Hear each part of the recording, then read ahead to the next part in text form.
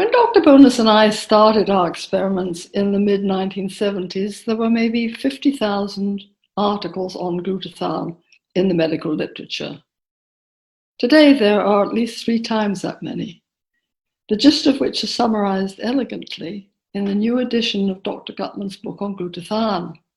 It's a fabulous book, not only because I saw my name in it, but because it is so readable and comprehensive, and I thoroughly recommend it. Now, back to the 1970s.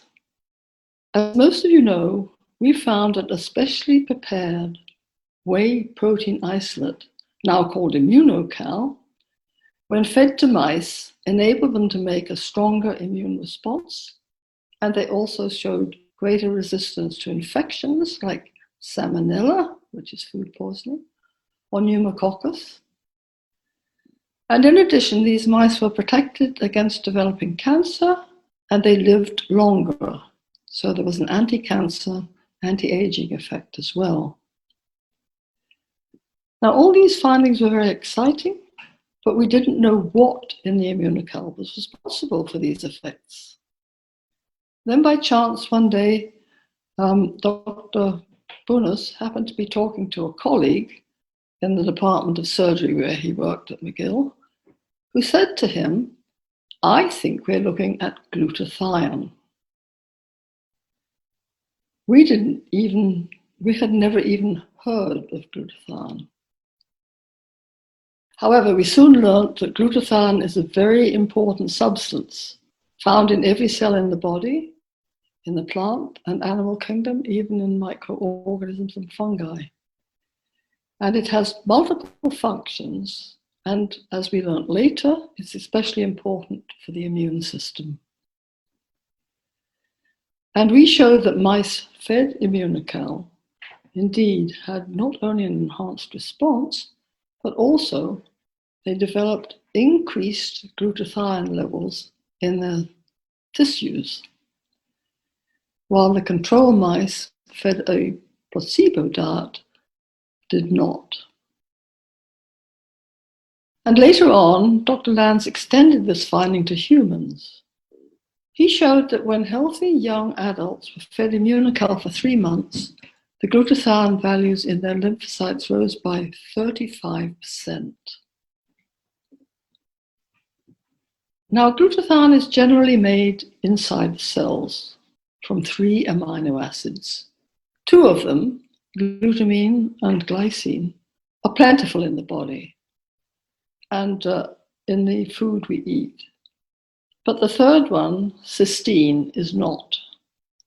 It is easily damaged by heat or mechanical stress, so is mostly the best sources are raw foods, raw meat, raw eggs, raw milk, and so forth. So it's the availability of cysteine that limits the ability of a cell to make glutathione. Very important. Now, Immunocal is a rich source of cysteine. So the explanation of our findings was that Immunotech provided the cysteine needed to make glutathione, and this enabled the immune system to reach its full potential. Now, as I've already indicated, glutathione carries out many vital functions in the body. First of all, it is the master antioxidant. We all know about the importance of antioxidants, and many people take supplements like vitamin C or vitamin E, or eat foodstuffs rich in antioxidants like blueberries, or drink red wine, which apparently has lots of antioxidants in it. But by far the most important antioxidant in the body is glutathione. Now, the reason we need antioxidants is because there are a number of oxidative species continually being produced in the cells, and these are commonly called antioxidants or free radicals. These are highly reactive and will damage a cell component in a matter of microseconds if they're not inactivated by an antioxidant, usually glutathione. which then gets regenerated. So when the number of free radicals is high and there's not enough glutathione to take care of them, this leads to what we call oxidative stress. The cell functions poorly and may even succumb. You may wonder where these free radicals come from. Well, in order for a cell to carry out its particular function, it must metabolize foodstuffs like glucose in order to generate energy. And in doing so, these oxyradicals get spun off, so to speak, as an unwanted side effect. So that is one source. And there are many other sources of free radicals I could mention. For example, those produced by external influences such as sunlight on the skin or X-irradiation. Now, the immune system is very sensitive to low glutathione levels and functions poorly under these conditions. It's needed to make many of the intricate steps involved in generating an immune response. Too many to mention, but I will give you some examples. First of all, the lymphocytes must multiply in order to produce an immune response. A single cell develops into as many as 500 daughter cells, forming what is called a clone. So now the body will require 500 times as much glutathione. In the case of one lymphocyte, the B cell, it will then make lots of antibody to take care of the infection, again needing glutathione to do so. And another type of lymphocyte called a killer T cell will attack and destroy virally infected cells, but it cannot do this unless it has sufficient glutathione. And for any inflammatory condition, whether acute, like an infection, or chronic, like rheumatoid arthritis, there will be many free radicals produced.